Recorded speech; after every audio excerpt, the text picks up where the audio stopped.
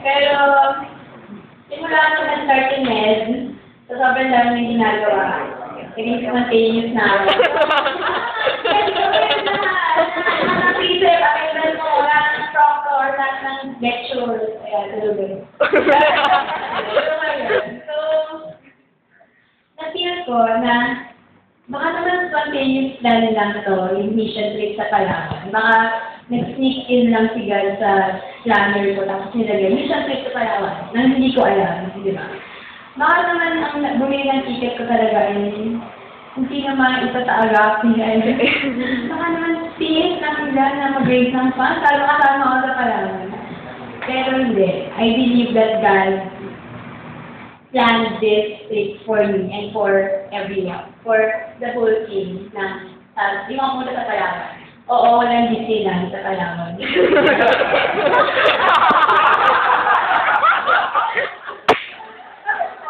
Very dark shot kami.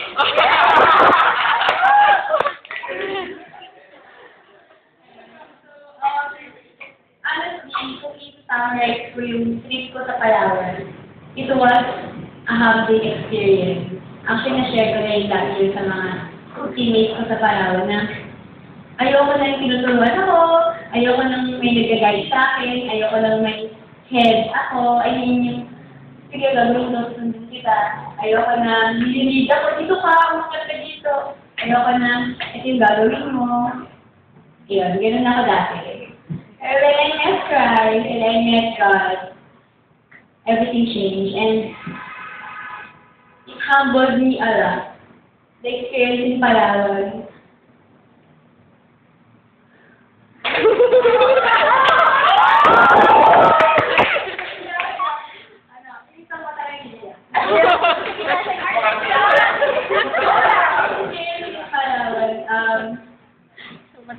I gave less of me and more of God. Parang, akala ko, yung pag-akyat, stress ko lang. Lahat, binigay ko. Akala ko, yung strength ko, masusustain niya yung pag-akyat ko. Pero, first, tapak pala, sabi ko, God, akala ko kasi 85 degrees lang, 87.55. Nakita mo, sabi ko, God, supporting naman ako. Panggaan ko lang, pag nagdagdag ako, hindi masyado masakit. Pero, first step ko pala, sabi ko, actually nandito lang daw, sabi ng isa sa amin, yun yung longest prayer time niya. Kasi every step niya, sa pag-akyat sa bundok, nagpapray siya na God, sana matapos ko itong prayer na to. So, yun. Ganun din yung na-experience ko. Actually, hindi ko na sinasabi. Pero sinasabi ko, ganun matapos na taas. Sana makaakyat na kami sa taas at matapos at makapagpahinga. Yun. Yun yung na-experience ko sa pag-akyat. Pero something different, something happened sa taas na nag-change ng perception ko tungkol sa mission. Actually, akala ko yung pag-akyat lang. Wala lang. Sige, makita ako kasi para exercise, ayan, para na yung ma-decrease yung risk for cardiovascular. Sabi ko, ibang exercise pa, yung naranasan namin lahat. Spiritual exercise. And mapupush ka talaga sa limit mo sa pag-akyat sa Maria. So, nasa Maria na kami. Siyempre, yung normal, hindi kami tumila sa hotel.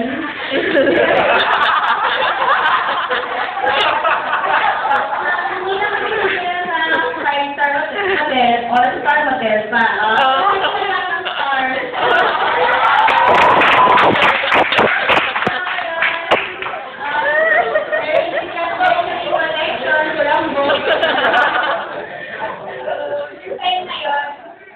Sobrang na-appreciate ko yung house namin, yung food namin sa bahay, na kahit madumi yung tubig sa bahay, pagbalik ko parang, hindi mo yung tubig dito, yung gano'n. So, sobrang God gave me that desire to give more noong time na yun. Parang, sabi ko, God, ang dami-dami mo palang kaya ibigay pa sa ibang tao. Hindi ko lang i-realize kasi hindi ako contented sa kung ano yung meron ako ngayon. Pero kung titignan mo yung life ng mga nasa taas, ng mga nasa Malya. Sobrang walang-wala sila. Sobrang ang kanilang ng meron sila. At ang hirap bumaba at umakyat para kumuha ng food doon. So kami, it took us 4 hours packet. Siguro sila 1 hour lang. Hindi kanina yun. So, una, marunong na, yung mga task kami, parang sabi ko, second year pa lang ako, ang alam ko palang gawin ay mag-forecast.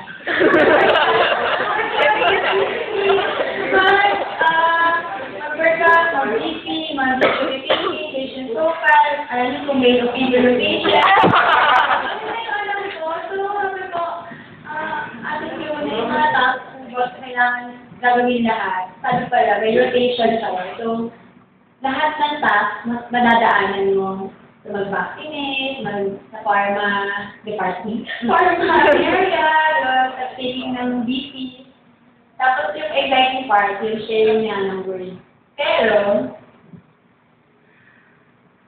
sharing ng word, sobrang nahihirapan ako mag-share nung time na yun sa taas. Kasi sobrang parang sabi ko, God, alam ko, bigyan mo ako ng knowledge, ng skill. At ito na yung share na ako ng gospel. Pero bakit parang may naghihilir pa rin sa akin to share eh. Pero nung na-realize ko, na share kami ng ni siya na parang, oo nga, healing lang yung ibibigay namin sa kanila. Parang actually symptoms lang, yung mga symptoms lang yung ma-heal. Kasi yung mga drugs na ibibigay naman, hindi for maintenance. So, siguro for 2 to 3 weeks, 1 month lang yung drug na mabibigay.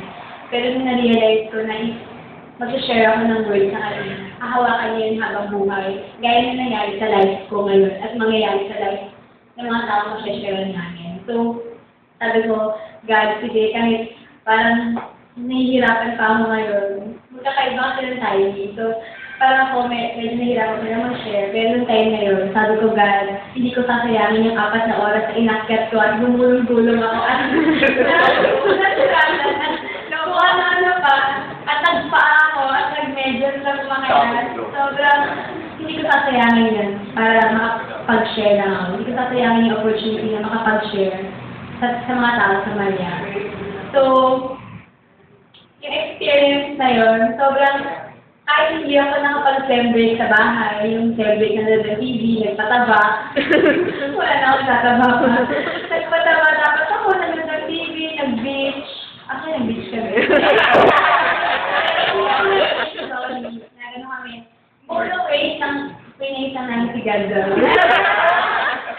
So, kung gusto nyo na-experience yung mga ginawa namin doon, oo, may fun yung dulo part, yung rest and recreation part namin, rest and recreation part.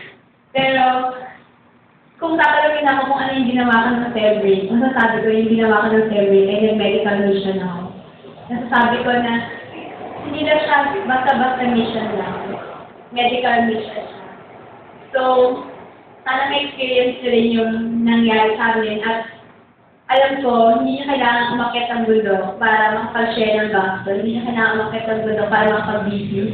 Marugay nyo, ganyan yung BP. Kaya, so, maraming salamat sa pakikinig. Masyadong formal, nakakailan.